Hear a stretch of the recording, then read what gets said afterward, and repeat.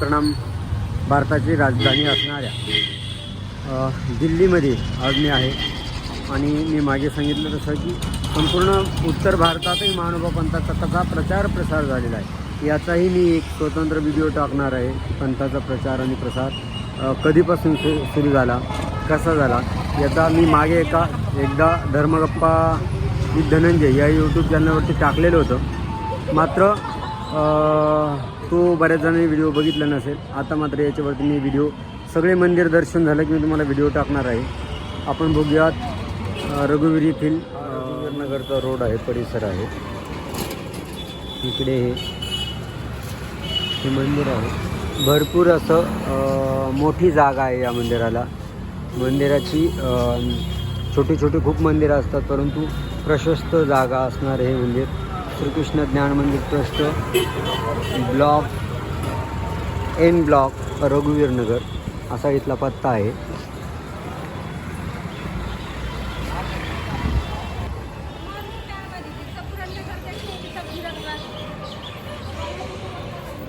हे स्कूल आहे, हे मंदिर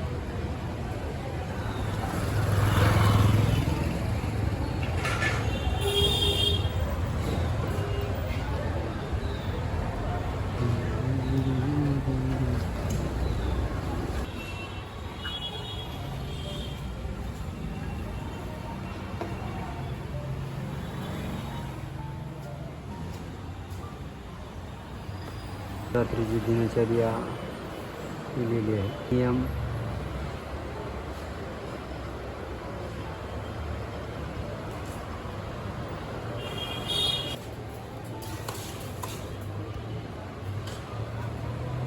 मंदिरात येताना बऱ्याच वेळा आपल्याला अनेक श्लोक वगैरे वाचायला मिळत असतात, परंतु या इथून मंदिराच्या बाहेर जाताना सुद्धा भगवान गोपालकृष्णांचा सर्व धर्मान परित्यज्य मां एकम शरणं व्रज अहम त्वा सर्व पापेभ्य मोक्षयिष्यामि मा शुच हा श्लोक आहे.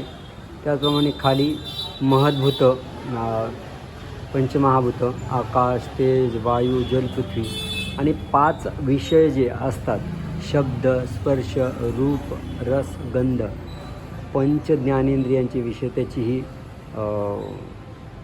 माहिती दिली. छान असं प्रशस्त मोठं मंदिर आहे. आणि मंदिरात मला आवडलेली आणखीन एक गोष्ट अशी की इथे वेगवेगळे श्लोक, माहिती, संदेश दिलेले आहे. इथे दिलेले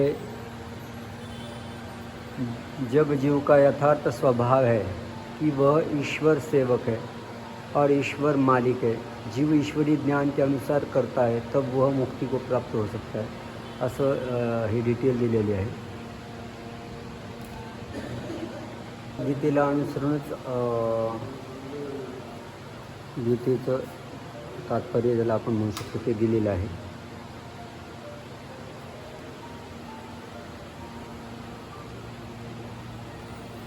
भिंतीवरती हे संदेश जे दिलेले ते महत्त्वपूर्ण आहेत. हे पंचावताराचे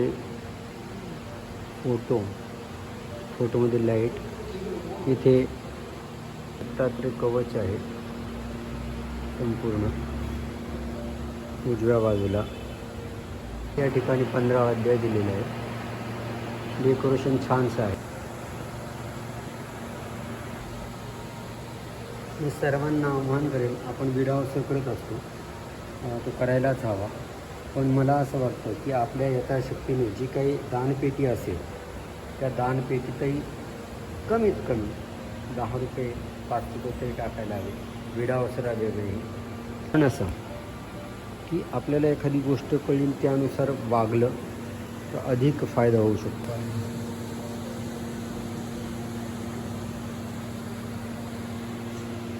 वेगवेगळे विशेष आहे.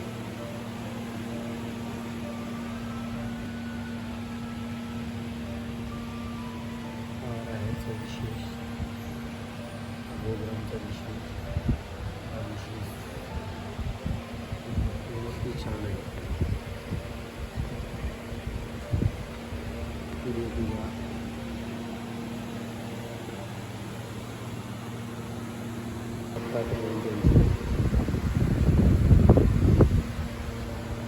शकता.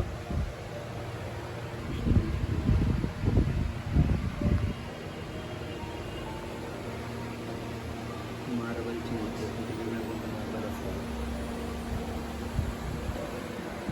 दत्तात्रेयांच्या आकाराची मूर्ती आहे. प्रशस्त हॉल, मी मग म्हटलं तसं प्रशस्त जागा आणि परिवार पण बराचसा आहे ते.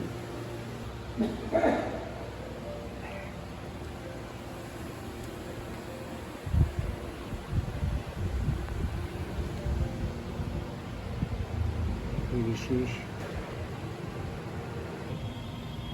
मूर्ती आहे.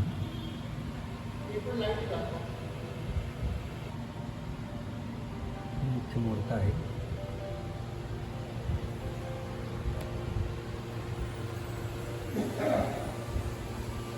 काचेचं काम आहे.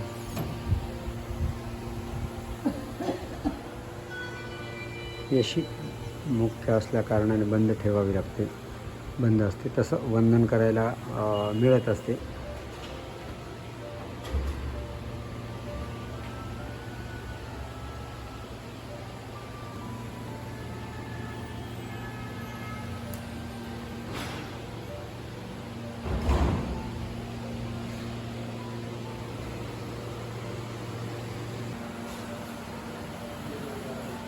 इकडे आले गेलेले आहेत बघत. या आश्रमाचे संचालक आदरणीय पूजनीय बाबाजी सर्व राहण्याची व्यवस्था.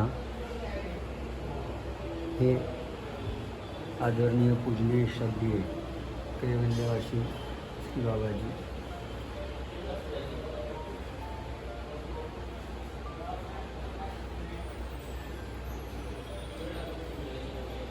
हे त्यांच्या अगोदरचे कैवल्यवासी बाबाजी. हे बाबाजींची बैठक इकडं अंतर्गत कक्ष. आपल्या या रघुवीरनगर श्रीकृष्ण मंदिराचं संचालक आदरणीय पूजनीय महंत श्री कान्हेराज बाबाजी कारंजेकर आहेत. बाबा आपल्याला या मूर्तीबद्दल अथवा या मंदिराबद्दल माहिती सांगताय. दंडवत बाबा. या मंदिराची स्थापना 1968-69 साली सारंगधर दादा सरळ या ठिकाणी ते पटेल नगरवरून आले आणि त्यांनी या ठिकाणी सुरुवातीला मूर्ती आणि काही भक्तजनांसोबत या ग्राउंडमध्ये, या परिसरामध्ये श्रीकृष्ण मूर्तीची स्थापना केली. त्यानंतर 1-2 वर्षानंतर अभयराजदास पंजाबी आणि आता सरलेल्या आमचे श्री गुरुबा अर्थात परमपूजनीय परमादरणीय कैवल्यवासी कवीश्वर कुळाचार्य श्री कारंजेकर बाबा यांच्या मातोश्री कुंताबाईजी हे दोघे पटेल नगरवरून या ठिकाणी आले व त्यांनी नंतर या भूमीचा समारंभ केला आणि या ठिकाणी भव्य असं मंदिर जे आहे ते 1970 साली उभारण्यास त्यांनी प्रारंभ केला. 1970 साली त्यांनी या उपक्रमाचा प्रारंभ केल्यानंतर 1987 साली या ठिकाणी एक मोठा भव्य दिव्य कार्यक्रम घेण्यात आला. त्यानंतर 1992 मध्ये बाबांच्याच अध्यक्षतेखाली या ठिकाणी मोठा श्री सावली मूर्ती मंदिर यांच्या संयोगातून जलसा घेण्यात आला. त्यानंतर 2007 साली सुद्धा श्री सावली मूर्ती मंदिर यांच्या माध्यमातून या ठिकाणी मोठा जलसा घेण्यात आला. त्यानंतर 2011 मध्ये अखिल भारतीय महानुभाव परिषदेचे पहिले अधिवेशन, इकडचे उत्तर भारतातले पहिले अधिवेशन घेण्याचा आम्हाला इथे टॅगोर गार्डनमध्ये या श्रीकृष्ण मंदिर रघुवीरनगरमध्ये घेण्याचा योग आला. आणि त्यानंतर 2009 मध्ये पण इथे मोठा भव्य मेळावा विनोद अग्रवाल यांची भजन संध्या ठरवून मोठा आम्हाला एक उपयोग झाला. तर अशा प्रकारे विविध प्रकारचे मोठे मोठे कार्यक्रम या ठिकाणी संत महंतांच्या गुरुप्रसन्नतेच्या योगाने प्राप्त होत राहिले.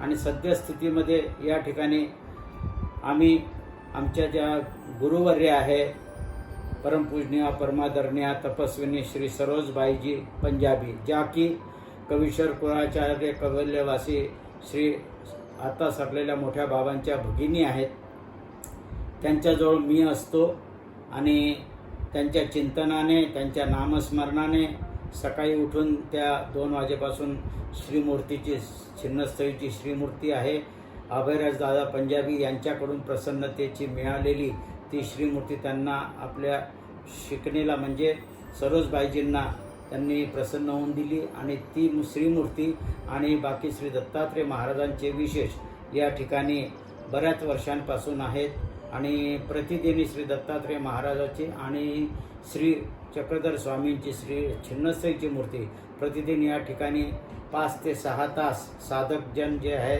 ते सेवना करतात आणि अशा प्रकारे या ठिकाणी नवरात्राचा कार्यक्रम या दिल्ली प्रदेशामध्ये 2 नवरात्र मानवले जातात, एक रामनवमीचे नवरात्र आणि एक आपले महाराष्ट्रामध्ये जे साजरे होतात शारदीय नवरात्र, अशा प्रकारे दसऱ्याचे नवरात्र, अशा प्रकारे दोन्ही नवरात्र या ठिकाणी साजरे केले जातात.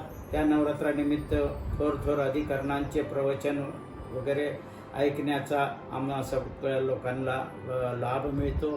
तर अशाद्वारे लहान स्वरूपामध्ये धर्मकार्य या मंदिरद्वारे करत असतो आणि आता सद्यस्थितीत या ठिकाणी 15 साधकजण उपस्थित आहेत. आणि आपला वार्षिक कार्यक्रम का तो? आमचा वार्षिक कार्यक्रम 26 जानेवारीला असतो. अच्छा. आणि प्रतिवर्षी. आणि पहाडगंज श्रीकृष्ण मंदिर पहाडगंज इथे एक मंदिर आहे, त्या मंदिराचा 2 ऑक्टोबर हा वार्षिक कार्यक्रम असतो. धन्यवाद बाबाजी, खूप महत्त्वपूर्ण माहिती सांगितली.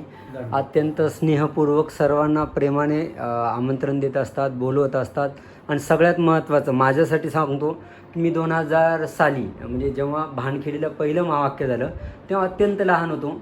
मी लहान असतानासुद्धा जितक्या प्रेमाने बोलायचे तेवढंच आत्ताही प्रेमाने शास्त्री बाबाजी बोलत असतात, म्हणून त्यांना भेटण्यासाठी आवर्जून आलो. छानशी मंदिराची माहिती सांगितलेली. दंडोत बाबा, दंडवत.